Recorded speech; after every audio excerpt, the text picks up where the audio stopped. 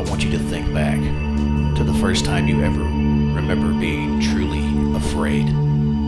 What was it? Does it stick with you today?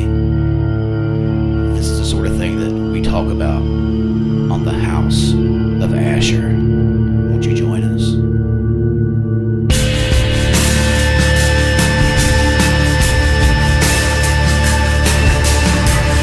The House of Asher, a clearinghouse for the mind.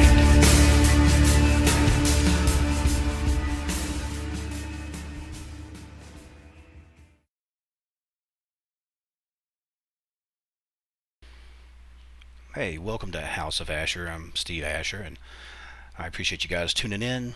This is sort of a simple little video thing that I'm doing, and as you can tell, not much budget, not a lot of budget, but I do want to bring stuff to you, everything from urban legends to creepy mysteries, things like that. But today, what I'm going to do is I'm going to touch on a creepy pasta story, the Russian sleep experiment. Most of you guys, well, I'm assuming if you're on YouTube, know all about creepypasta. But more or less, the gist of the Russian sleep experiment, which I advise you definitely to check out because it's freaking creepy. During the 1940s, there were Russian scientists who took political dissidents, prisoners, whatever you want to call them, enemies against the state, and more or less, I guess, gave them the opportunity to do an experimental test. And I'm trying to remember off the top of my head. I'm not sure if they were going to be freed or awarded some sort of gratuity or whatever, extra food or whatnot. Anyway, they were set up in a small little building, and it was airtight, and they couldn't get in, or rather, they couldn't get out. And basically, they had food, they had cots, they had all the amenities that you would need to survive for a month or so. And they would pump in this gas, and this gas was very toxic, so they had to balance it out just right with regular air, else they would kill over dead.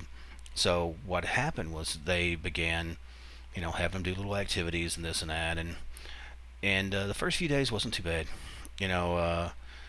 After about 5 days, they did seem to be getting a little bit irritated, and they started kind of discussing kind of dark matters and dark things and things that scared them, and things that terrified them, and over the course of a few more days, this amped up and got really, really dark and extremely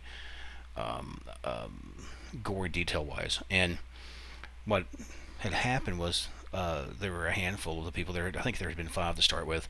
The first person started screaming. They couldn't handle it, and they just would scream for hours and hours nonstop till they couldn't produce anything more than a yip or a squeak. They just basically just rent their vocal cords, and this kind of went on, and then more and more of them started screaming and freaking out, and it got to the point where the subjects became extremely paranoid. You don't sleep for a good week to 2 weeks. You start having hallucinations. You start having breakdowns. You start becoming extremely